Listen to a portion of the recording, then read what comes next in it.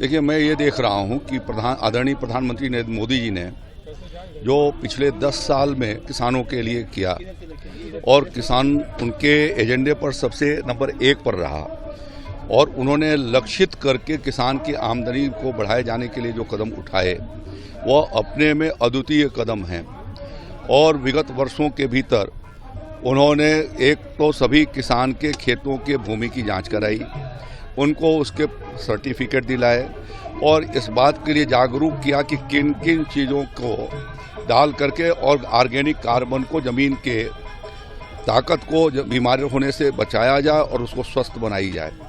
दूसरा, उन्होंने उन्नतशील गुणवत्तापूर्ण बीज बड़े पैमाने पर किसान भाइयों को सुलभ हो, इसके लिए 50% पर अनुदान चलाई।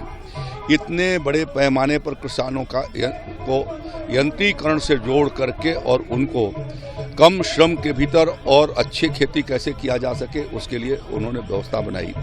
किसानों को 3 जो हमारे देश के भीतर महत्वपूर्ण फसलें हैं, खरीफ, रबी और जायद, उनके लिए उन्होंने हर क्रॉप के भीतर किसान को बिना भेदभाव के 2000 रुपये हर 4 महीने पर देना, साल भर में 6000 रुपया देना, पीएम किसान सम्मान निधि के माध्यम से इसकी व्यवस्था कराई।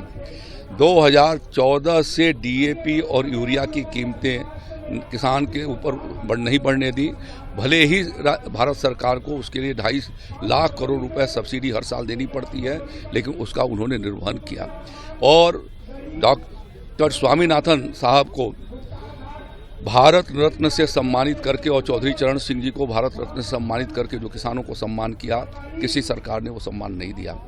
डॉक्टर स्वामीनाथन साहब की कमेटी श्रद्धेय अटल बिहारी वाजपेयी जी ने किसानों के हित के लिए गठित किया। यूपीए सरकार में, मनमोहन सिंह सरकार में उसकी रिपोर्ट आ गई 2007-8 के करीब में और लगभग 6 साल उसको ठंडा बस्ते में रहे और संसद के भीतर उन्होंने जवाब दिया। उस समय के मंत्री महोदय ने, राज्य मंत्री कृषि ने लिखित जवाब दिया है कि हम स्वामीनाथन की रिपोर्ट को अस्वीकार करते हैं। उसको लागू करने का भी यदि किसी ने काम किया तो आदरणीय नरेंद्र मोदी जी की सरकार ने किया। किसानों की एमएसपी को 2014-15 में जो एमएसपी थी, धान की एमएसपी थी 1310 रुपये। इस साल 22 और 23 की जो एमएसपी पर खरीद हुई है वह 2183 रुपये कुंटल के हिसाब से हुई है।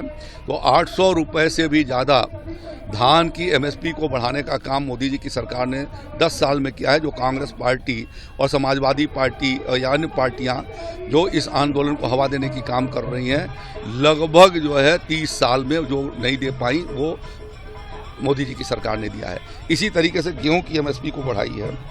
इसी तरीके से जो है वो दलहन और तिलहन की एमएसपी को बढ़ाई है और लक्ष्य करके दलहन और तिलहन के रकबे को बढ़ाया जाना, खेती का विविधीकरण किया जाना, उसके लिए किसान को प्रोत्साहन किया जाना, जमीन की ऑर्गेनिक कार्बन बढ़े इसके लिए प्राकृतिक खेती को लाया जाना, गोवंश पर आधारित पशुपालन विभाग पहली बार अलग करके और मछली पालन को प्रोत्साहित करके और किसान की आय बढ़ाई जा सके, इसके लिए योजनाओं को लाना, यह काम हमारे प्रधानमंत्री मोदी जी ने किया है।